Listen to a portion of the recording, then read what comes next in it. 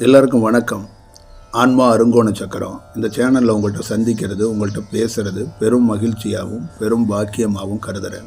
அதிகாலை பிரபஞ்சத்தோட மையம், அதோட கூரை பற்றி தான் பார்க்க போகிறோம்.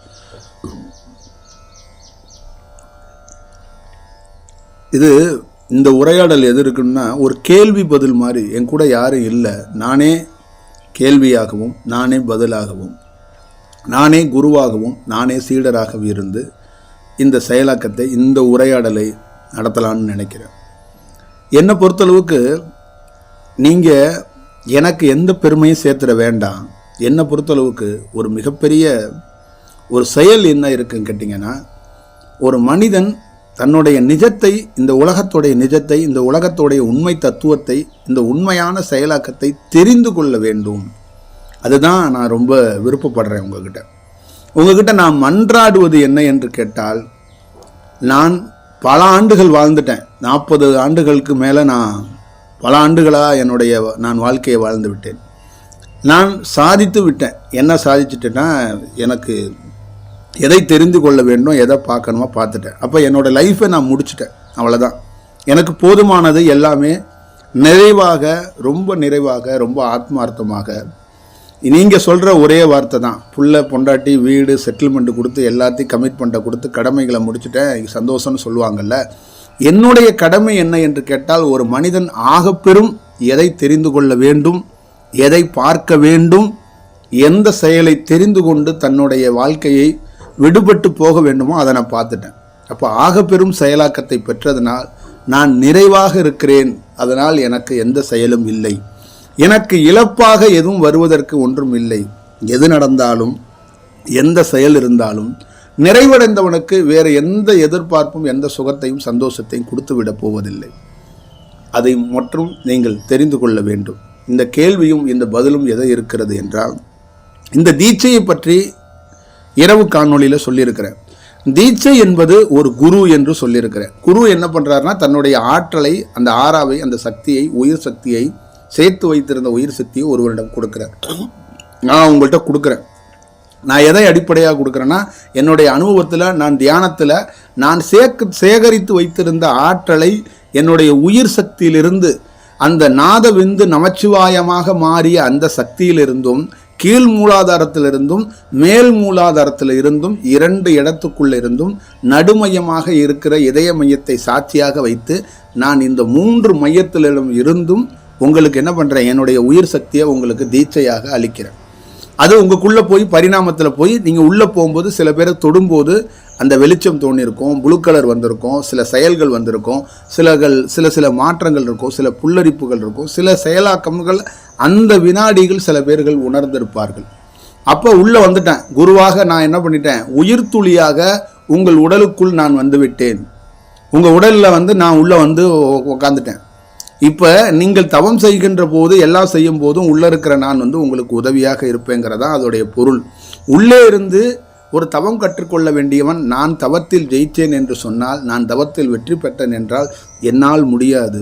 எனக்குள் உள்ளுக்குள்ளே இது போன்ற ஒரு பேராற்றல் உள்ளே இருந்துதான் என்னை, இந்த நாடிகளையும் இந்த நரம்புகளையும் இந்த காற்றையும் பாதுகாத்து என்னை வழிநடத்தியது. அதனால தான் இந்த தியானத்தில் ஒரு அனுபவத்தை நான் பெற்றேன். அப்போ உள்ளே வந்துட்டேன் நான். அப்போ நீங்கள் என்ன செய்ய வேண்டும் என்றால், குரு உள்ளே இருக்கிறார்.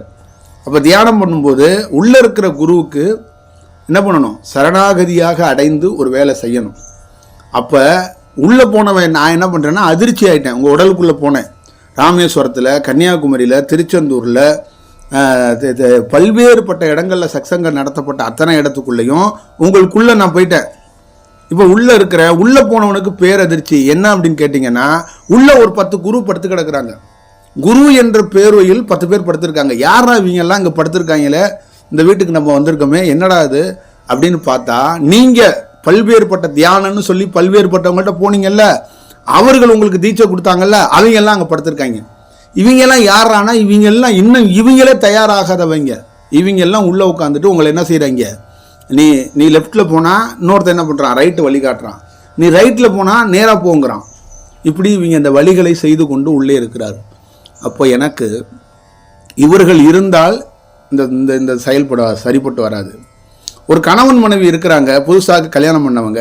மனைவி என்ன பண்ணிட்டாங்கன்னா கிளாஸ்மேட்டு ஒரு பையனை கூட்டிகிட்டு வந்து டெய்லி வீட்டுக்கு கூட்டிகிட்டு வந்துடுறான். கூட்டிகிட்டு வந்து வீட்டிலே இங்கே இரு, இங்கே அங்கே உட்காரு, இங்கே உட்காரு அப்படின்னு பெட்ரூம் வரைக்கெல்லாம் அப்படி கூட்டிகிட்டு போகிறான். அந்த அப்பா அம்மாலாம் பார்த்தாங்க. அந்த பையன் பார்த்துட்டு ரொம்ப சங்கடப்படுறான். கல்யாணம் ஆகி ஒரு வாரம் தான் இருக்குது, ஃப்ரெண்டுன்னு சொல்லிட்டு கூட்டிகிட்டு வந்துட்டு எப்போ பார்த்தாலும் அவனோடய உட்காந்துருக்கா பேசுகிறான்னு ரொம்ப அழுதுட்டு கண் கலங்கிட்டு போய் அப்பா அம்மாட்ட சொல்லியிருக்கான். அப்போ அப்பா என்ன பண்ணார்னா, அவனை கூப்பிட்டு, யார் அந்த பொண்ணை கூப்பிடல, அவனை கூப்பிட்டு அந்த தந்தை என்ன பண்ணார்னா கையெடுத்து கும்பிட்டு, நீயும் எனக்கு ஒரு மகன் போல் என்னுடைய மகனுடைய உணர்வுகளை புரிந்து கொண்டு இந்த சூழலுக்கு ஏற்றது போல் நீ நடந்தால் நன்றாக இருக்கும். நீ நடப்பாய் என்ற நம்பிக்கையோடு நான் உன்னை மகனாக ஏற்றுவிட்டேன், நீ என்னை தந்தையாக ஏற்றுக்கொண்டாய் என்றால் என்னுடைய வார்த்தையுடைய உண்மைத்தன்மை உனக்கு தெரியும் என்று சொல்லிட்டார். அடுத்த நிமிஷம் என்ன பண்ணிட்டார்னா, அந்த பையன், நான் உங்களை தந்தையாக ஏற்றுக்கொண்டேன், எப்பொழுதும் உங்களுடைய மகன் ஸ்தானத்தில் இருந்து நான் என்ன செய்ய வேண்டுமோ அதை செய்வேன் என்று அடுத்த வினாடியே அவர் கிளம்பி போயிட்டார் அந்த வீட்டு. அந்த பொண்ணு என்னென்னமோ கூப்பிட்றா, சண்டை போட்டு போகிறாரு, நீ வந்து உன் கேரக்டர் சரியில்லை, கல்யாணத்துக்கு அப்புறம் மாறிட்டா அப்படி இப்படின்னு அவன் வந்து சண்டை போட்டு போயிட்டான். லைஃப்பில் அவனுடைய பழக்கத்தை அவனுடைய செயலை அந்த பொண்ணு மறந்துட்டான். இவன் இப்படி ஒருத்தனே என் லைஃப்பில் கிடையாது அப்படின்னு அவனை தூக்கி போட்டுட்டு கணவன் தோளில் சாய்தான்.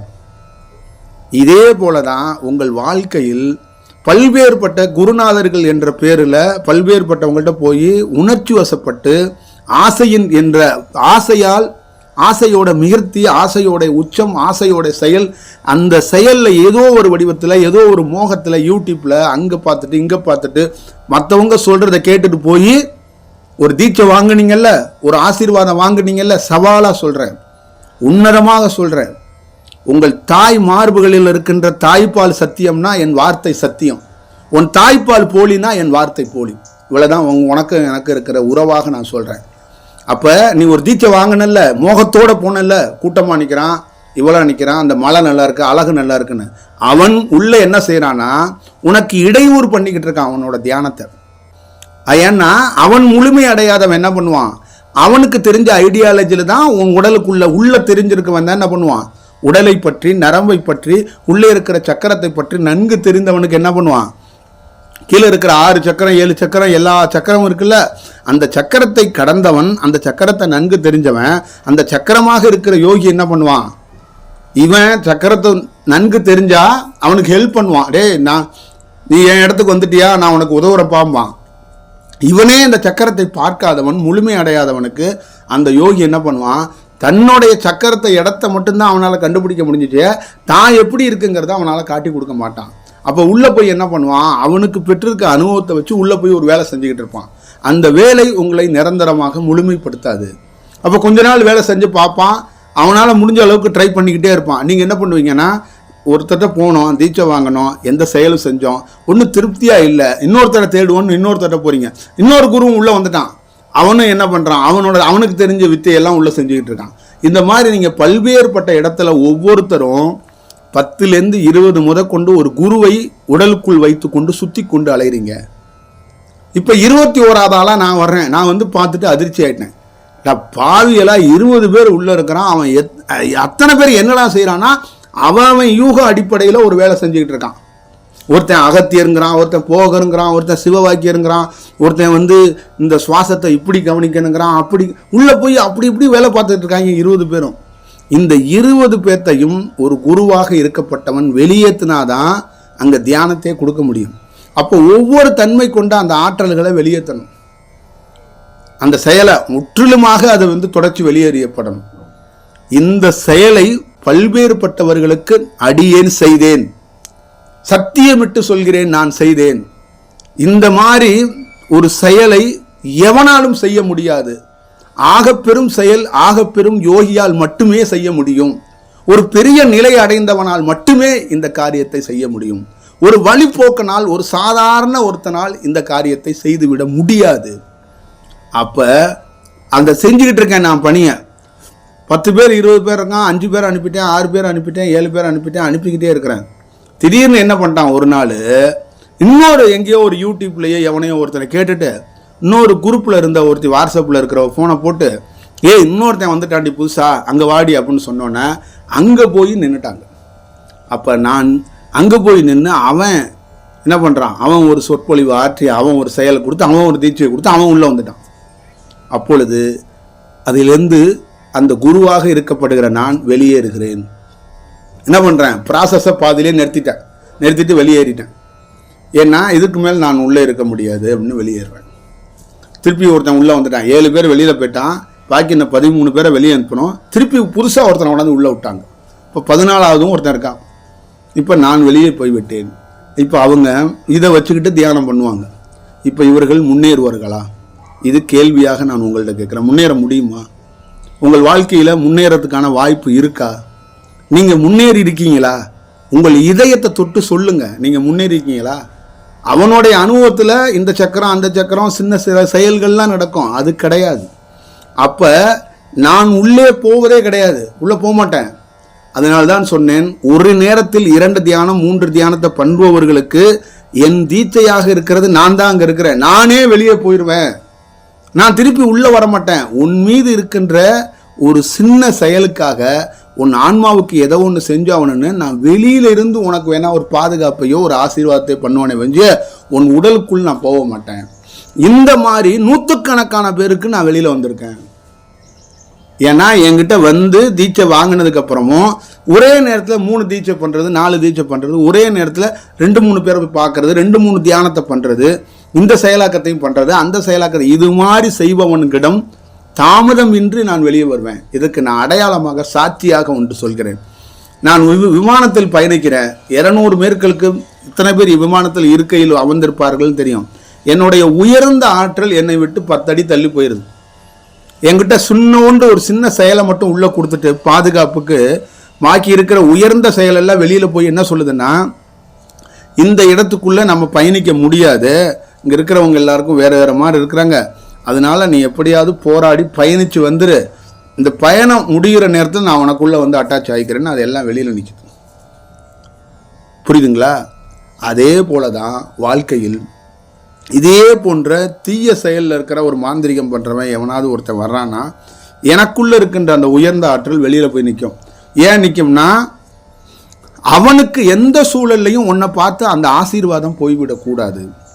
ஒரு வளர்ச்சி பெற்றவனை எப்படி வேலை நடக்குதுங்கிறத நீங்கள் இதில் பார்த்துக்கணும். இதுதான் மையமாக தெரிந்து கொள்ள வேண்டிய ஒரு மாணவன். என்னன்னா, ஒரு தீய செயலில் வரவனை கண்டு பயப்படலை, அந்த தீய செயல் கண்டவனுக்கு நீ முழு தன்மையோடு ஆற்றலோடு இருந்தால் என்ன ஆகும், அவனுக்கு போய் சேர்ந்துடும். நல்ல செயல் போய் சேரக்கூடாதுங்கிறதுக்காக அது 10 அடி போய் தள்ளி நின்றுட்டு அது என்ன பண்ணுது, அவன்கிட்ட சாதாரணமாக ஒரு உரையை நிகழ்த்துது. இப்போ அவன் என்ன பண்ணுறான், இவர்கிட்ட ஒன்று இருக்கா இல்லையா அப்படி இப்படின்னு அவன் ஒன்று அங்கே போராடிக்கிட்டு இருக்கான். இதை தான் நான் உங்களிடம் பல்வேறுபட்ட முறைகளில் பல்வேறுபட்ட விதங்களில் ஒரு தியானத்தை கற்றுக்கொள்ளுங்கள், ஒரு செயலாக்கத்தை செய்யுங்கள். ஒரு செயலாக்கத்துக்குள்ளே இருந்து தான் மிகப்பெரிய செயலாக்கத்தை பெற முடியும்.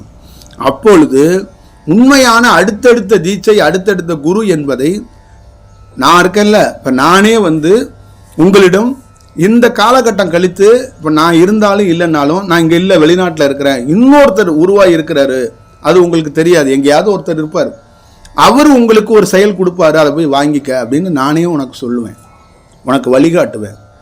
அப்போ பல்வேறுபட்ட முறைகளில் நன்மை அறிந்தவர்களும் இதில் அனுபவம் பெற்றவர்கள் அவர்கள் உள்ளே வந்து ஒரு பெரிய வேலையை செய்வாங்க. என்னுடைய அனுபவம் என்பது என்ன என்று கேட்டால், மிகப்பெரிய ஒரு செயலாக்கத்துக்குரிய உள்ளிருந்து ஒரு வேலை நன்கு தெரிந்தவர்களால் மட்டும்தான் வளர்ச்சி அடைய முடியும்.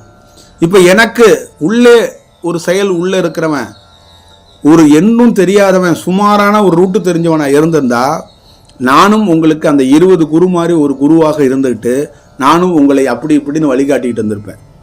புரியுதுங்களா? ஒரு டிஃபன் கடைக்கு ஒரு தீபாவளி ஒரு ஃபெஸ்டிவல் டயத்துலலாம் போனீங்கன்னா நான் ஸ்ட்ரீட்டில் நடந்து போகும்போது வாங்க வாங்க வாங்க வாங்கன்னு கூப்பிடுவாங்க உங்களை. அந்த மாதிரி குரு தான் உங்கள் உடலுக்குள் இருக்கிறார்கள். அவர்கள் உங்களுக்கு கைடு வேலை பார்த்துட்டு இருக்காங்க உள்ள. ஒரு யோகி என்பவன் ஒரு குரு என்பவன் கைடாக இருக்க மாட்டான். அவன் என்ன பண்ணுவான், முழுமையாக வேலை செய்பவனாக இருப்பான். வேலை செய்பவன் என்ன பண்ணுவான், ஒரு நிமிஷம் என்ன பண்ணுவான், கைடு என்ன பண்ணுவான், பேசி சொல்லிக்கிட்டே இருப்பான். ஒரு யோகி நான் என்ன பண்ணுவேன், உங்களுடைய இதயத்துக்குள்ளே உள்ளே போய் இந்த இடம் என்ன இடம், இந்த தன்மை என்னன்னு நீயே தெரிஞ்சுக்கிற மாதிரி உனக்கு ஞாபகத்தை படுத்திட்டு போயிடுவேன். எனக்கு உணர்த்தது, இந்த மரம் வந்து 300 வருஷம் இருக்குமா இருக்குது, இந்த இடம் இந்த சிலையெல்லாம் செஞ்சு ஏறத்தாழ ஒரு 1000 ஆண்டுகள் இருக்குமா இருக்குன்னு நீங்கள் சொல்லிடுவீங்க. இதை தான் ஒரு யோகி வந்து செய்வான். ஒரு கேடி என்ன பண்ணுவான், அப்படியே பல்ல கடிச்சிட்டு பேசுவான், இந்த மரம் 1900 அப்படின்னு சொல்லி ஆரம்பிச்சுக்கிட்டு இருப்பான். இதுதான் மற்றவர்களுக்கும் அனுபவம் பெற்றவர்களுக்கும் வித்தியாசம் என்பதை நீங்கள் பல நாள் தெரிஞ்சுக்கணும். இதை தான் உங்களால் கடைப்பிடிக்க முடியலை, இதை தான் நீங்கள் விட்டுறீங்கிறத மிகப்பெரிய வருத்தத்தோடு நான் சொல்கிறேன். இந்த தியானத்துக்குள்ளே சாதிக்க முடியாமல் நீங்கள் போவதற்கும், நீங்கள் தொடர்ந்து என் கூட இருந்தாலும் நீங்கள் உண்மையாக சரணாகதி அடைஞ்சு அதுக்குள்ளேயும் அங்கிட்டு இங்கிட்டு விலகி போயிடாமல் நின்னீங்கன்னா ஒரு வேலை நடக்கும். நான் பல நாள் சில பேருடைய வாழ்க்கைக்குள்ளே உள்ளே போய் பல்வேறுபட்ட குருக்களை எடுத்துக்கிட்டு இருப்பேன், பல்வேறுபட்ட மாற்றங்கள் அவர்கள் உடலுக்குள்ளே செஞ்சுக்கிட்டு இருப்பேன். அவர்கள் செய்கிற தன் மனித செயலில் சில சிறு சிறு தவறுகள் இருக்கும்ல, அப்போ நான் உள்ளே இருந்து கூட அவர்களுடைய முறையான சரணாகதியோ அவர்களுடைய முறையான பணி வேலை சரியாக செய்யலைன்னா நான் முழு விழிப்பு அடைய மாட்டேன். நான் என்ன பண்ணுவேன், நான் சமாதி மாதிரி மௌனமாகவே உங்களுக்குள்ளேயே இருப்பேன்.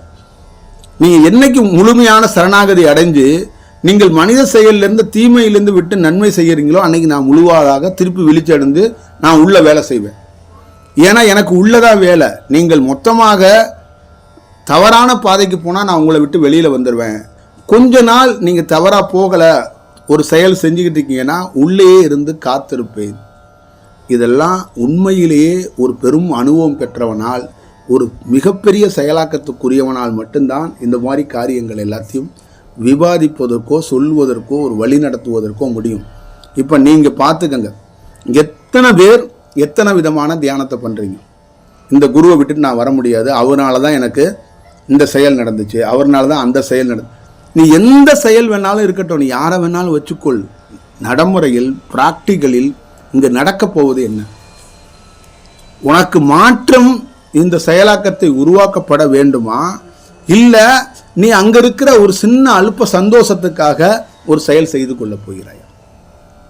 மாற்றம் என்பது நான் எதை சொல்கிறேன் என்று கேட்டால், ஒரு முழுமையான பொருளால் மட்டும்தான் உள்ளே போயிருந்து உள்ளே இருக்கின்ற செயலை, உடலுக்குள்ளே இருக்குல்ல அந்த செயலை முழுமையாக தெரிஞ்சவனால் மட்டும்தான் தீட்சையாக உள்ளே போய் அவன் ஒரு வேலை செய்வான். பல நாட்கள் நான் சொல்லியிருக்கிறேன், சுவாசத்து வழியாக பல சித்தர்கள் உள்ளே போய் உங்களுக்கு ஹெல்ப் பண்ணுவாங்க, பெரிய பெரிய வேலைகளை செய்வாங்கன்னு நான் சொல்லியிருக்கிறேன். இதை எப்படி சொல்லியிருக்கிறேன்?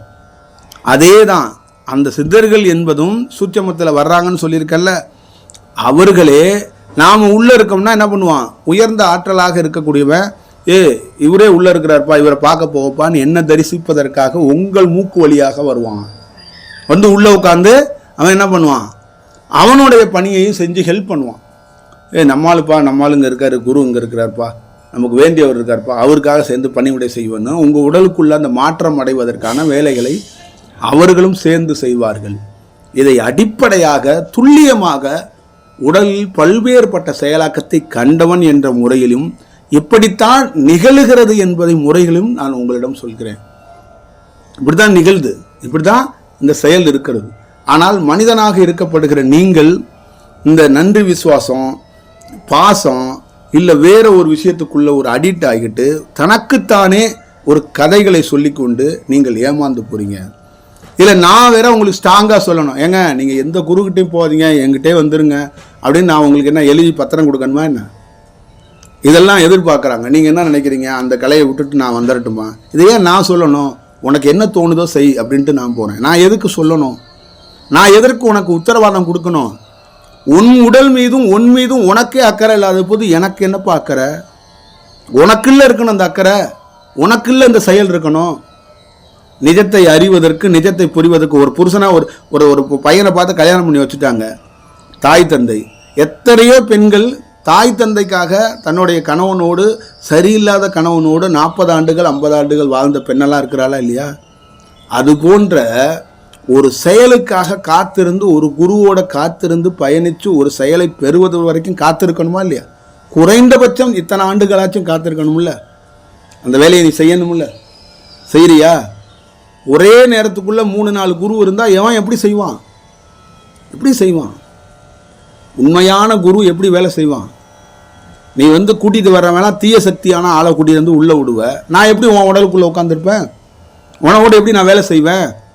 நான் ரொம்ப நல்லவருங்க, ரொம்ப உத்தமமானவானுங்க, சத்தியமான ஆளுங்க, நான் இந்த உலகத்தில் நீங்கள் நிறைய மனிதர்களை தனிப்பட்ட முறை சந்திச்சிங்கன்னா நான் தான் நல்லவன்பான். வள்ளலார் சொன்னது தான் மீண்டும் சொல்கிறேன், இங்கே நல்லவனே கிடையாதுன்ட்டார் அவர்.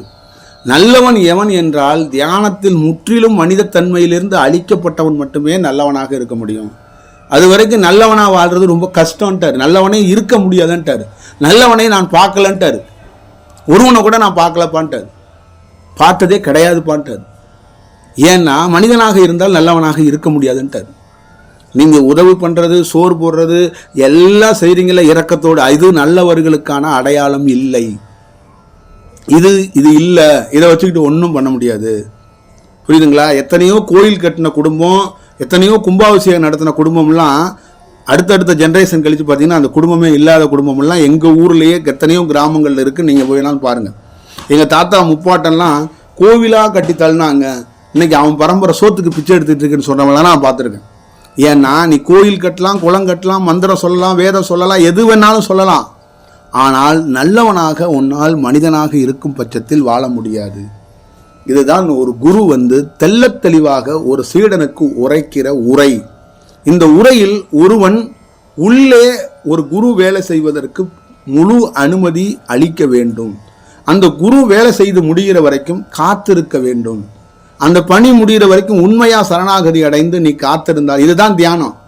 நீ தியானம் பண்றதா நினைக்கிற, உள்ள உனக்கு உள்ள தீட்சை கொடுத்தோன்னா குரு போய் தியானம் பண்ணிக்கிட்டு இருக்காரு. உனக்கு பதிலாக அவர் உதவிக்கிட்டு இருக்காரு. அவருடைய வேலையை நீ என்ன கெடுக்கிறன்னா சைடில் யூடியூப்பை பார்த்து இன்னொருத்தன்ட்ட போயிடுற.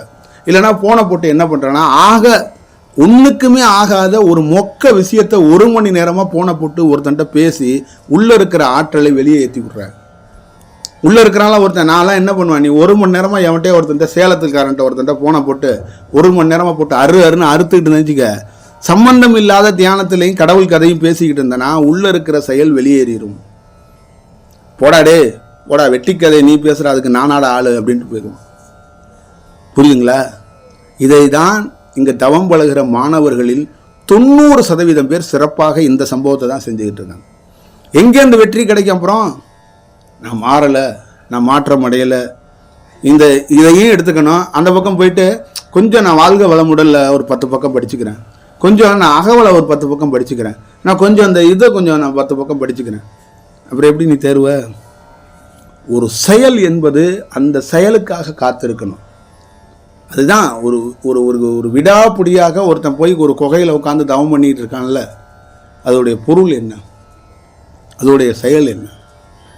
ஒரே செயலாக்கத்தில் இருக்கும்போது தான் ஒருத்தன் உள்ளே போய் அவன் முழுமையாக வேலை செய்ய முடியும். அவனுக்கு அந்த வாய்ப்பு அளிக்கப்படணும்ல. ஒரு குரு ஒருத்தருக்கு உதவ தயாராக இருக்கிறார், நான் நிறைய பேருக்கு உதவ தயாராக இருக்கிறேன், அவன் தயாராக இல்லை, அவன் சரியா இல்லை. அவனுக்கு கால சூழ்நிலைகள்லாம் அப்படி தான் இருக்கு. அதுக்கு முதல்ல அவன் சரியாக இருக்கணும்ல. அவன் மேலே 1000 குற்றத்தை வச்சுக்கிட்டு எதிரில் இருக்கிறவன் மேலே பழிய சொல்லுவான். நான் இது இல்லை அது இல்லைம்மா. அப்போ ஒரு சீடர்களாக இருக்கும்போது, தவம் பழகிற போது ரொம்ப கவனமாக நீங்கள் இதை பாருங்கள். இதுக்குள்ளே இவ்வளோ பெரிய ரகசியம் இருக்குங்க. நீங்கள் என்னமோ சாதாரணமாக நினைக்கிறீங்க. இதை என்னமோ சாதாரணமாக எளிமையாக என்னமோ உட்காந்து சுவாசத்தை இந்த சுவாசத்தை ஏற்றிட்டு அந்த சுவாசத்தை ஏற்றிட்டு இத்தனை சென்டிமீட்டர் இந்த சுவாசத்தை ஏற்றிட்டு இந்த தேரியை படித்து வச்சுக்கிட்டு என்னென்னமோ பேசுகிறீங்க, என்னென்னமோ கதை சொல்கிறீங்க. இந்த கதையெல்லாம் அங்கே ஒன்றும் வேகாதுங்க. அங்கே ஒன்றும் வேலை நடக்காதுங்க. அங்கே நடப்பதற்கு ஒரு செயல் இருக்கிறது. நான் பல நாள் சொல்லியிருக்கிறேன், மௌனம் ஒருத்தருக்கு சித்தியாகும். திடீர்னு ஒரு நாள் மௌனம் சித்தியாகும். அந்த நேரத்தில் என்ன பண்ணணும்? உடல் கைகாலெல்லாம் ஆட்டாமல் அசையாமல் அப்படியே உட்காந்துருந்தா உள்ளே ஒருத்தன் வேலை செஞ்சிட்ருக்கான்னு அர்த்தம். நீங்களா வேலை செய்கிறீங்க? நான் தியானம் பண்ணிக்கிட்டே இருக்க, திடீர்னு ஆற்றல் என்னையும் மறந்துட்டேன் அப்படின்னா நீ வேலை செஞ்சியா? அப்போ உள்ளே ஒருத்தன் வேலை செய்கிறான்னு உனக்கு தெரியுதா தெரியலையா? எவ்வளோ வேலை செய்கிறாங்க? ஒரு இடத்துக்குள்ளே போனேன், பேர் ஆற்றலுங்க, என்னால் எழுந்து வர முடியலைன்னு சொல்கிறல்ல, நீ வேலை செய்தாயா இன்னொருவன் வேலை செய்தானா? இந்த கொஸ்டின் மட்டும் நீ பதில் சொல்லு. யார் வேலை செய்தாரங்க? அப்போ உள்ள ஒருத்தன் இருக்கிறான்ல, அவனை பார்க்க வெளியில் அந்த இடத்துக்குள்ளே எந்த இடத்துக்குள்ளே போய் உட்காந்துருந்த திருநேர் அண்ணாமலைக்கு போகிற. இப்போ நான் ஓடலுக்குள்ளே நான் இருக்கிறேன், நான் மௌனமாக இருக்கிறேன், நீ போய் அங்கே போய் தியானம் பண்ணுற உட்கார்ற. கண்ணை மூட்டை உட்காந்தோடனே ஒரு 2 செகண்டில் உனக்கு ஒரு ஆற்றல் வருது. என்னன்னா உள்ளே இருப்பவனை பார்க்குறதுக்கு வெளியிலேருந்து ஒரு பேர் ஆற்றல் உள்ளவன் உள்ளே வர்றான். உள்ளே வந்தோடனே நீ என்ன இருவ, அவன் வர்றவன் அவனோட தன்மை அவன் உள்ளே வந்தவனா உன்னால் ஒன்றும் கட்டுப்படுத்த முடியாது, தன்னையே மறந்து போயிடுற, அப்படியே என்ன நடக்குதுன்னு தெரியாமல் சம்பிச்சு போயிடுற. அவன் உள்ளே போய் ஒரு ப்ராசஸ்ஸு உள்ளே இருக்கிறவரை பார்த்துட்டு அவன் ஒரு வேலை செய்வான். அப்போ அந்த இடத்துலேருந்து நீ எழுந்து வர முடியாமல் பேர் ஆற்றலை உணர்ந்து பயங்கரமான ஆற்றல் இருக்குங்க தியானத்தில். நான் ஒரு நல்லா இருந்துச்சு தியானம் அப்படின்னு எத்தனையோ பேர் சொல்லுவாங்க. இதுதான் காரணம். அப்போ முழுமையான தியானம் என்பது, முழுமையான தவம் என்பது நாம் என்ன செய்கிறோம், போய் அமருவது மட்டும்தான் நம்மளோட கடமை. அப்போ நாம் எப்படி இருக்கணும்னா, ஒரு வீட்டை எப்படி சுத்தமாக கழுவி வச்சுக்கணுமோ அதுபோல் உள்ளே இருக்கின்ற செயலாக்கத்தை ஒரு குருவிடம் சரணாகதி அடைஞ்சு ஒரு குருவிட்ட கொடுத்துடணும். அதுக்காக தான் நான் சொல்லி தலையாக என்ன அடிச்சுக்கிட்டு இருக்கேன், உன் உடலையும் உன் உயிரையும் அவர்கிட்ட கொடுத்துட்றா, உன்னால் ஒன்றும் பண்ண முடியாது. கிழிஞ்சு போன சட்டையை வச்சு நீ என்ன பண்ணுவ, காதை இருந்த ஊசியை வச்சுட்டு நீ என்னடா பண்ணுவ, ஒன்றும் பண்ண முடியாதரா, நீலாம் தைக்காத, தைச்சாலும் கிழிஞ்சு போவோம், அந்த மாதிரி வெட்டி வேலையை பார்க்காதரா, அவர்கிட்ட ஒப்படரா. அதுதான் சரணாகதி. நீ அவர்கிட்ட ஒப்பட. அவர் யாருன்னா, அவர் முழுமையாக தியானத்தில் ஜெயிச்சவர். நீ அவர்கிட்ட கொடுத்துட்டேன்னா நீ வேலை செய்ய வேண்டியதில்லை, அவர் வேலை செய்வார். நீ என்ன பண்ணா, என்னங்க அவர் என்னங்க வேலை செய்ய, நானே வேலை செய்வேங்க அப்படின்னு சொல்லிட்டு தான் நீ பல்வேறுபட்ட இடத்துல போய் வேலை செய்கிறார். 90% மாணவர்கள் தானாக தவம் பண்ணுறோம், நம்ம தான் இந்த உழைச்சி இந்த தவத்தில் இவ்வளோ பெரிய உயரத்துக்கு வந்திருக்கிறோம்னு நினைக்கிறாங்க. அதுவே முற்றிலும் தவறு. இங்கே தானாலாம் அப்படியெல்லாம் செய்யவே முடியாது, அப்படியெல்லாம் எதுக்கும் இருக்காது. என்னிடம் எத்தனையோ யோகிகள் உரையாடினது, ஒரு பப்ளிக்கில் இருக்கிற மக்கள், ஒரு சாதாரண ஏழை மக்களோ சாதாரண எல்லா மக்களையும் நீ தவம் பண்ணி தவம் பயிற்சியெல்லாம் கொடுத்து வந்துட முடியாது. நீ உள்ளே போய் உன் அனுபவத்தில் இருக்கிறவன் நீ உள்ளே போய் அவங்கள தவத்தில் மேம்படுத்தினா மட்டுமே வாய்ப்பு இருக்க வெஞ்சிய அவன் தவத்தில் உயர்ந்த இடத்துக்குலாம் வரமாட்டான்ப்பா. அந்த மாதிரி ரிஸ்கெல்லாம் நீ எடுத்துக்கிட்டு இருக்காத, அது கிடையாது. இதை தான் நான் பல நாள் சொல்லியிருக்கிறேன். பல்வேறுபட்ட சித்தர்கள் குகைகள்லையும் மலையிலையும் உட்கார்ந்துருந்து என்ன அனுபவம் நடந்துச்சுன்னா, அந்த சமாதி தீட்சை என்பது கூட அவர் உள்ளே போய் சமாதி நிலையை கண்டவர் உள்ளே போய் ஒரு ப்ராசஸ் பார்க்குறார், ஒரு வேலை பார்க்குறார். அதுதான் சொல்கிறோம், உயிர் ஆற்றலாக பல்வேறுபட்ட அணுக்களாக உள்ளே இருந்து ஒரு பணி செய்கிறாங்கன்னு சொல்கிறது. புரியுதுங்களா? அப்போ உடலை பதப்படுத்தி பக்குவப்படுத்தி ஒரு இடத்துல போய் உட்கார வேண்டியது பொறுப்பு நம்மளுது. ஒரு குகை இருக்குது, அந்த குகைக்கு நீ நடந்து போய் அந்த இடத்துல அமர்ந்துடணும், அதுதான் உன்னோட வேலை. அப்போ அமர்ந்துட்டு என்ன பண்ணணும், உருவ ரொம்ப மானசீகமாக நினச்சி சரணாகதி அடைஞ்சு எனக்கு எல்லாம் நீங்கள் தான், அந்த உடலையும் இந்த உயிரை விட்டு கொடுத்தேன். நான் அப்போ பல நாள் சொல்லியிருக்கிறேன். என்ன சொல்லியிருக்கிறேன், எல்லாத்துக்கும் உன்னோட அறிவை பயன்படுத்து, உன்னோட புத்தியை பயன்படுத்து, நீ எதை வேணாலும் செஞ்சுக்க மனித தன்மையில். ஆனால் தவத்தில் மட்டும் நீ ஒரு முட்டாளாரு, அங்கே நீ எந்த வேலையும் செய்யாத, ஏன்னா உனக்கு தெரியாது. அதனால நீ என்ன பண்ணணும்னா, உனக்கு தெரிஞ்ச ஒரே வேலை சம்மணம் போட்டு கீழே உட்காந்துக்கிறல்ல காலை மடிச்சு, அப்போ என் உடலையும் என் உசுரையும் உன்கிட்ட கொடுத்துட்றேன், நீங்கள் வேலை பாருங்க குருநாதா அப்படின்னு சரணாகதி தத்துவம் அடைஞ்சிட்டு தவம் பண்ணு. அப்போ உண்மையிலேயே உன் குரு உள்ளே இருந்தான்னா அவன் என்ன செய்வான், அவன் தவம் பண்ணுறதுக்கு உள்ளே இருக்கிற நாடிகளுக்கு உள்ளே போய் தவம் பண்ணுற வேலையை அந்த ப்ராசஸை பார்ப்பான். பல நாள் சூட்சமத்தில் பதஞ்சலி வருவான், அவர் வருவார், இவர் வருவார். நான் சொன்னேன்னா என்ன எப்படி வருவார்னா, அதுதான் நம்ம தீட்சையாக ஒன்று கொடுத்து நம்ம ஒன்று இருக்கிறோம்ல, அதே மாதிரி அவர்கள் ஆற்றலாக உள்ளே இறங்கி ஒரு வேலை செய்வாங்க. அதில் எக்ஸ்பர்ட்டாக இருக்கிறதுனால அவங்களால இந்த தவத்திலேருந்து உங்களை மேம்பட்ட இடத்துக்கு கூட்டிகிட்டு போகிறதுக்கான வாய்ப்பு உருவாக்கும். நீங்கள் அதை செய்ய மாட்டீங்கிறதான் பெரிய இது. அப்போ அங்கே உட்கார்ந்தோன்னா, குகையில் உட்கார்ந்தோன்னா அவனுக்கு என்ன நடக்குது, அவனுக்கு உயர்ந்த செயல் தியானத்தில் உச்சபட்ச பெற்றவன் என்ன பண்ணுறான், அப்போ ஒரு தீட்சையை கொடுக்குறான்னா அவனே உள்ளே போகிறான். போய் ஒரு நரம்போட ஒரு நரம்பு சேரவே சேராது. இப்போ இந்த 2 நாடியை சேர்க்கணுங்கிறத சேர்க்க முடியாது. அப்போ சேர்த்தவன் என்ன பண்ணுவான்னா, இதை எப்படி சேர்க்கணும்னு அவனுக்கு தெரியும்.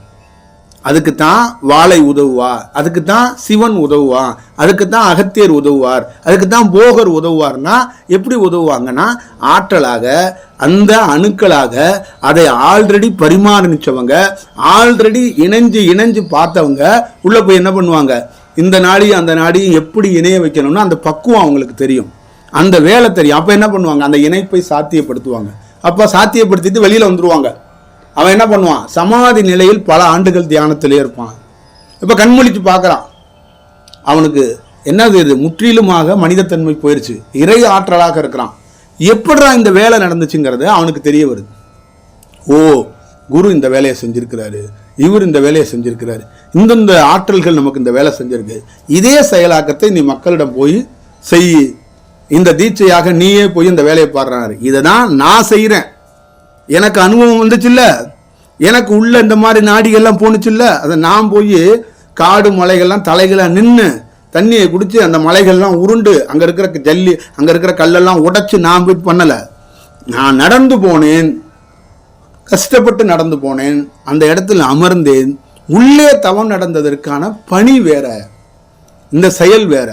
இதையும் நான் அடுத்தடுத்த காணொளியில் பேசும்போது ஒரு யோகியாக ஒருவன் எப்படி ஆகிறதுக்கு என்னென்னலாம் திட்டம் தீட்டுறான், அவன் எப்படி யோகி ஆகிறான் அப்படிங்கிறதையும், ஒரு பெரிய யோகி ஆகப்பட்டவன் எப்படி ஆகியிருக்கிறான், ஒரு முதல் முறையாக ஒருத்தன் யோகி ஆகியிருப்பான்ல அவன் எப்படி ஆகியிருப்பான் அப்படிங்கிறதையும் நான் சொல்கிறேன். அப்போ அந்த அனுபவத்தில் அங்கே போய் உட்கார்ந்தோன்னே எனக்கு உள்ள அந்த வேலை நடந்தோன்னே, நான் அந்த ப்ராசஸ் நடந்தோன்னே முழிச்சு பார்க்கும்போது இதான் நடந்திருக்கு. அப்போ இதை தான் மக்களுக்கு போதிக்கணும், இதை தான் கொடுக்கணும் அப்படின்ட்டு வெளியில் வந்து நான் சத்சங்கங்கள் நடத்துகிறேன், ஒரு செயல் செய்கிறேன், உங்களுக்கு ஒரு செயலாக்கத்தை கொடுப்பதற்காக ஒரு வாய்ப்பை உருவாக்கிறேன். இதை தான் நீங்கள் புரிந்து கொள்ளாமல் வெவ்வேறு வடிவத்துக்குள் வெவ்வேறு பயணமாக போகிறீங்க, ஒப்பீடு பண்ணுறீங்க. இந்த குரு அந்த குரு அந்த செயலாக்கம் இதிலெல்லாம் நீங்கள் என்ன ஆகுதுன்னா, அங்கு ஒப்பீடு எதை இருக்கணும்னா அனுபவம் பெற்றவர்கள் மட்டும்தான் ஒப்பிடணும். அனுபவம் பெறாத ஒரு பொருளை போய் நீங்கள் எப்படி ஒப்பிட முடியும்? இப்போ உங்களுக்கு நீங்கள் அனுபவம் பெற்றிருந்தால் தான் என்ன யாருன்னு தெரியும், அகத்தியர் யாருன்னு தெரியும். அனுபவம் பெறாதனால வெறும் அகத்தியருடைய பாடலை படிச்சுட்டு மட்டும் அகத்தியருடைய தன்மையை எப்படி உங்களால் உணர முடியும்? அகத்தியரை பார்க்காத நீங்கள் அகத்தியருடைய பாடலை மட்டும் படிச்சுட்டு, அகத்தியர் மாயையில் கூட ஒரு காட்சியை கொடுப்பார், வந்து நான் தான் அகத்தியன் அப்படின்னு சொல்லுவார். அதை நீங்கள் அகத்தியர் நம்பிட முடியுமா? நான் தான் போகர் அப்படின்னு வந்து ஒரு மாயையில் கூட வந்து ஒருத்தர் சொல்லிட்டு போவார். அதை நீங்கள் நம்பிட முடியுமா? தியானம் என்பது, இந்த பெரும் செயல் என்பது பெரும் வேலை, பெரிய செயலாக்கம். அதுக்குள்ள பல்வேறுபட்ட செயலாக்கங்கள் இருக்கிறது. அதை முழுமையாக கண்டறிஞ்சு முழுமையாக பார்த்து அந்த செயல் பெற்றதுக்கு அப்புறம் வெளியில வந்து என்ன செய்யறான், அவனுடைய அனுபவத்தை நீ போய் பணி செய்ப்பா அப்படிங்கிறான். பணி செய்யும் போதும் என்ன செய்யறான், இப்போ நான் போய் உங்களுக்கு டீச்சர் கொடுத்தேன்னு நான் உள்ள இருக்கிறேன்னு தெரிஞ்சோன்னா இன்னும் 2 பேர் வர்றாங்கல்ல, எப்படி வர்றாங்க? ஓ, நீ நல்ல முழுமையாகி நீ வேலை செய்ய தொடங்கிட்ட, உங்களுக்கு நானும் உதவியாக இருக்கிறேன்னு அவங்க வர்றாங்க. இதுதான் தியானம். இதுதான் அடிப்படையாக ஒவ்வொரு பிள்ளைகளும் மாணவர்களும் தெரிந்து கொள்ள வேண்டும். இது போன்ற இந்த தியானத்தை கற்றுக்கொள்வதை விட்டுவிட்டு ஒரே நேரத்துக்குள்ள போன வாட்டி 5 வருஷம் இந்த கட்சிக்கு ஓட்டு போட்டோம், அடுத்த வாட்டி அந்த கட்சிக்கு ஓட்டு போடுவோம், போன லீவுக்கு வந்து மாரியம்மன் கோயிலில் போய் கும்மி அடித்தோம், இந்த லீவுக்கு வந்து நேரடியாக போய் அந்த கோயிலில் போய் கும்மி அடிப்போம், அடுத்த சம்மருக்கு நம்ம வந்து பிளான் பண்ணி அந்த மலைக்கு அங்கிட்ட ஒரு ஆசிரமம் இருக்குது அங்கே உட்காந்து கும்மி அடிப்போம். இதெல்லாம் கும்மி அடிப்பதற்கு மட்டும்தான் சரியாக இருக்கும். நீங்கள் வாழ்க்கையில் முன்னேறவே முடியாது என்பது இதுதான் செயல். வள்ளலார் போன்ற யோகிகளை அவர் கலங்குறாரு. ஏன் கலங்குறாருன்னா, இந்த கற்பனை கதாபாத்திரங்கள் மனிதர்கள் பண்ற கூத்தை பார்த்துட்டு அழுகுறாரு. இவங்க பண்ணி வச்சிருக்க வேலையை பாரு, என்னென்ன பண்றாங்கன்னு பாரு, நான் எதற்காக கொடுக்கப்பட்டேன் அகவல், இவங்க அந்த அகவலை வச்சுட்டு என்னென்ன வேலை பார்க்குறாங்க.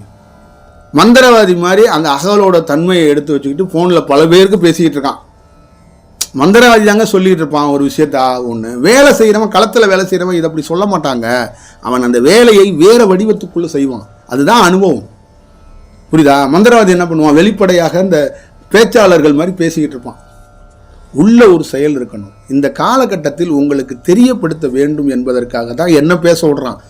இல்லைன்னா இந்த பிரம்மம் என்ன பண்ணுன்னா என்னையெல்லாம் ஊமையாக்கி விட்டுரும், பைத்தியமாக்கி விட்டுருங்க. பல்வேறுபட்டவன் நிலை அடைந்தவன் எல்லாம் பைத்தியமாயிருக்கான், எல்லாம் ஊமையாயிருவான். இல்லைன்னா என்ன பண்ணுவான், அவன் சொல்றத எவனுக்குமே புரியாத மாதிரி ஒன்று கிறுக்கி வச்சுட்டு போயிடுவான், ஒன்று எழுதி விட்டு போயிடுவான். அதுக்கு நம்ம ஆளுங்க பின்னாடி வந்து நான் கண்டுபிடிச்சிட்டேன், இதுக்கு நான் வந்து ஒரு விளக்குரை எழுதியிருக்கேன்னு சொல்லிட்டு தவறாக எழுதி வச்சுட்டு போயிடுவான். இந்த மாதிரி தவறான விளக்குரையே 100க்கும் மேற்பட்டது தமிழ்நாட்டில் இருக்கு. தவறான விளக்குரை, ஒரு சித்தருடைய பாடல்களுக்கு விளக்குரையாக 100க்கும் மேற்பட்ட தவறான விளக்குரை இருக்கிறது. நான் சொல்லலப்பா, எந்த பாட்டை எவன் எழுதுனானோ சித்தர் அவன் வருத்தப்படுறான், எனக்கு விளக்குரைங்கிற பேரில் ஒரு புண்ணாக்கு எழுதி வச்சிருக்கான் பாரு அப்படின்னு. இதுதான் இது செயல். ஏன்னா இதில் முழுமை பெறாமல், இது ஒரு செயலாக்கம் செய்யாமல் ஒரு மாணவனாக நீங்கள் சாதித்து விட முடியாது, ஜெயிக்க முடியாது. நான் என்ன உரை நிகழ்த்தினாலும் இந்த கழுத மாதிரி நீங்கள் செயல்படாமல் உண்மையாக விவேகமாக ஒரு நல்ல செயலாக்கத்தில் அறிந்தவன், தெரிந்தவன், தெளிவடைந்தவன், நிதானத்துக்குரியவன், கண்ணியத்துக்குரியவன், இந்த மனித பிறப்பை மேம்படுத்த வேண்டும் என்று நினைப்பவன், இந்த உடலையும் இந்த உயிரையும் வீணடித்து விடாமல் ஒவ்வொரு நாளும் ஒவ்வொரு பொழுதையும் இந்த உலகத்துக்குள் ஏதோ ஒன்று செய்துவிட வேண்டும், நாமும் வீண் போய்விடக்கூடாது, எதிரில் இருக்கிற இன்னொரு மனிதனையும் வீணடித்து கூடாது என்று எவனுக்கு ஒன்று தோணி அவன் உண்மையாக குருவை எப்படி பார்க்க வேண்டும் என்றால், அதுதான் இங்கே காட்டிட்டு போயிருக்காங்கல்ல நிறைய பேர். ஒரு ஆஞ்சநேயனை எப்படி காட்டுறாங்க, ஆஞ்சநேயன் மாதிரி ஒரு ராமன் பக்தனை உலகத்தில் பார்க்க முடியாதுன்னா இதை எதற்கு காட்டுறாங்கன்னா, ஆஞ்சநேயர் இப்படியேப்பட்டவர் அப்படின்னு பாசம்லாம் கிடையாது. சரணாகதி தத்துவத்துக்கு இதுதான் அடையாளம்.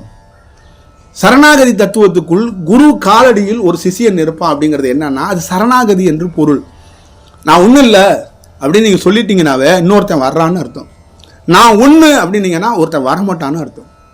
நான் எனக்கு எல்லாம் தெரியும் அப்படின்ட்டிங்கன்னா ஒருத்தனும் வரமாட்டான். உங்கள் விலாசத்தை தேடி வருவான். எவன் வருவான்னா உங்களை மாதிரியே மனிதன் வருவான். உங்கள்கிட்ட கதை கேட்கறதுக்கு வருவான் 4 மனிதன் உட்காந்து. ஐயோ நீங்கள் என்னங்க நேற்று உங்கள் வீட்டிலேருந்து ஒரு வடை வந்துச்சுங்க, அந்த வடைக்குள்ளே கூட ஒரு ஆற்றலுங்க அப்படின்ட்டு உங்கள்கிட்ட உட்காந்து பேசிக்கிட்டு இருப்பான். புரியுதுங்களா? இந்த மாதிரி பல்வேறுபட்ட தெருக்களில் நீங்கள் பார்த்தீங்கன்னா சொல்லிகிட்டு இருப்பாங்க, ஐயோ குருஜியோட சாப்பாட்டில் கூட ஒரு ஆற்றல் இருக்குங்க அப்படின்னு இவங்களா ஒன்று கிரியேட் பண்ணி பேசிக்கிட்டே உட்காந்துருப்பாங்க. இதனால ஆக வேண்டியது எந்த செயலும் இல்லை. அந்த குரு சரணாகதிங்கிறது ஆஞ்சநேயர் நிரூபித்து காட்டினார். நந்தி என்பதே சரணாகதின்னு நான் சொல்லிட்டேன். ஆஞ்சநேயர் என்பதும் ராமனுக்கும் ஆஞ்சநேயருக்கும் என்ன உறவுன்னா, நான் ஒன்றும் இல்லைங்கிறதுக்கு சரணாகதி இந்த உலகத்துக்கு என்ன காட்டுறதுன்னா, சரணாகதி தத்துவத்துக்குள்ளதான் ஒரு மனிதன் தியானத்தில் இறைவனை அடைய முடியும். இறைவனை அடைவதற்கு ஒரே ஒரு தட்சணை சரணாகதி, வேற எதுவும் கிடையாது. பணமோ பொண்ணோ பொருளோ அதிகாரமோ செயலோ எதுவும் கிடையாது. இறைவனை அடைய வேண்டும், தன்னை உணர வேண்டும், யோகியாக மலர வேண்டும்.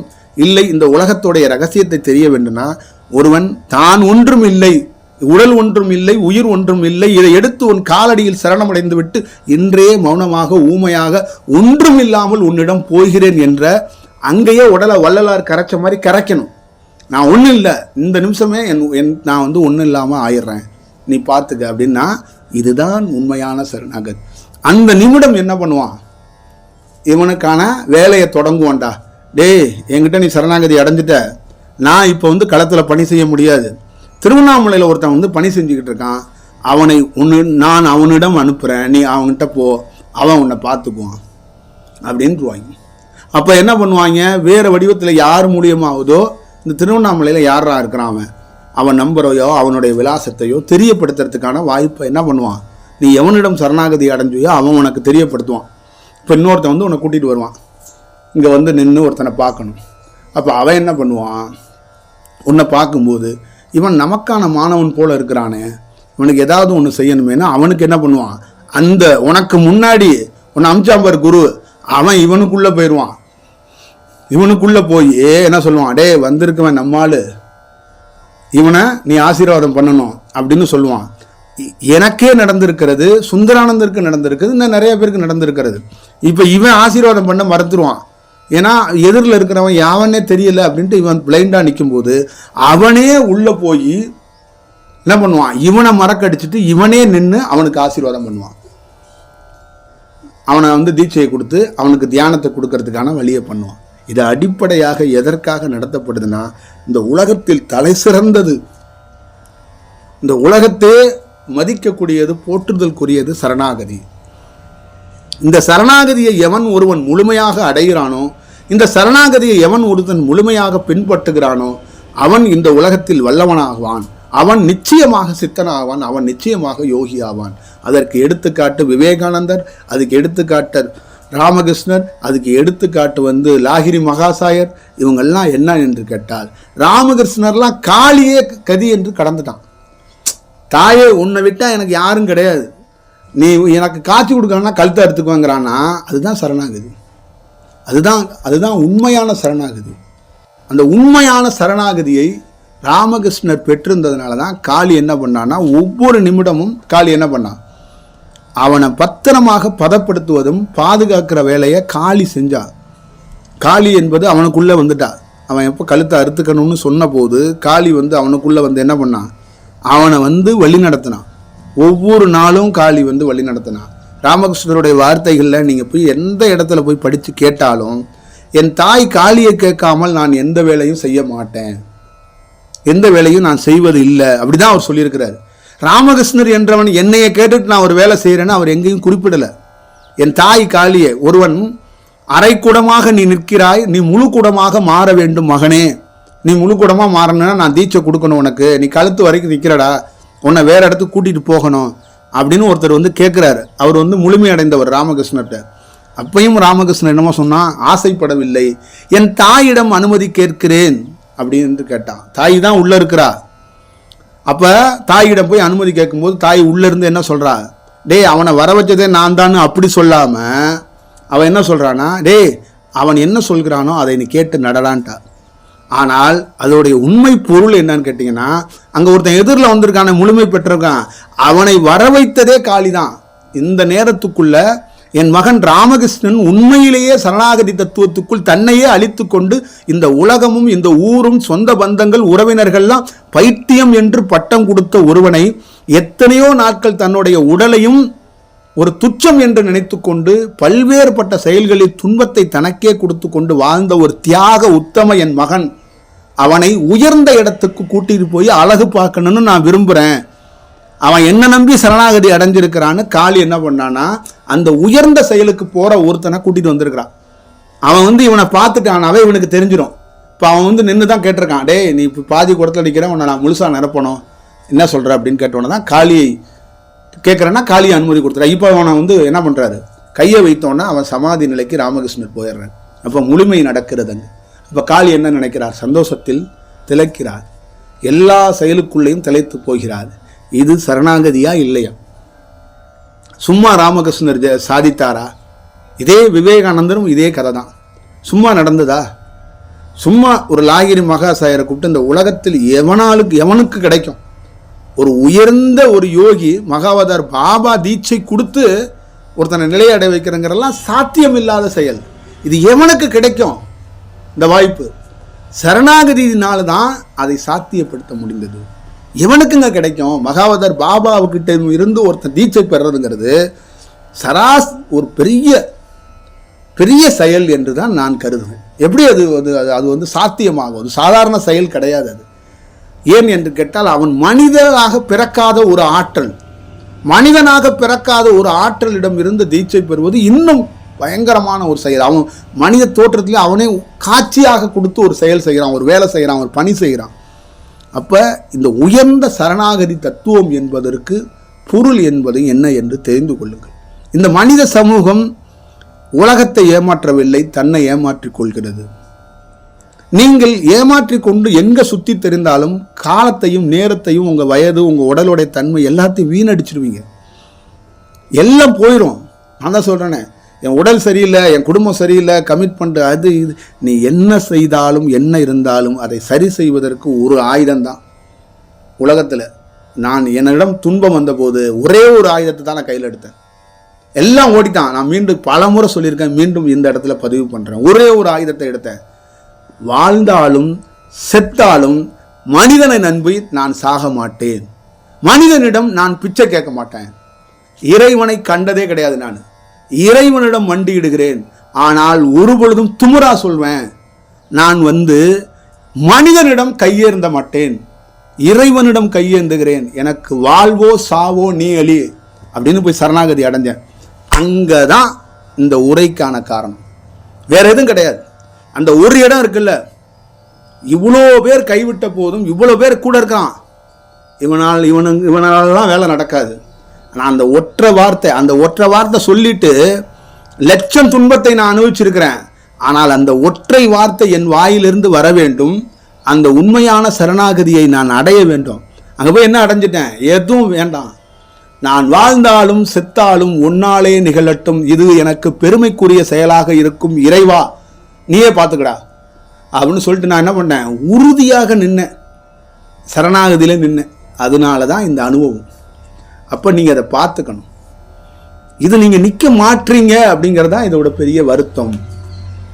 செயல் இதுதான். எத்தனை செயல்.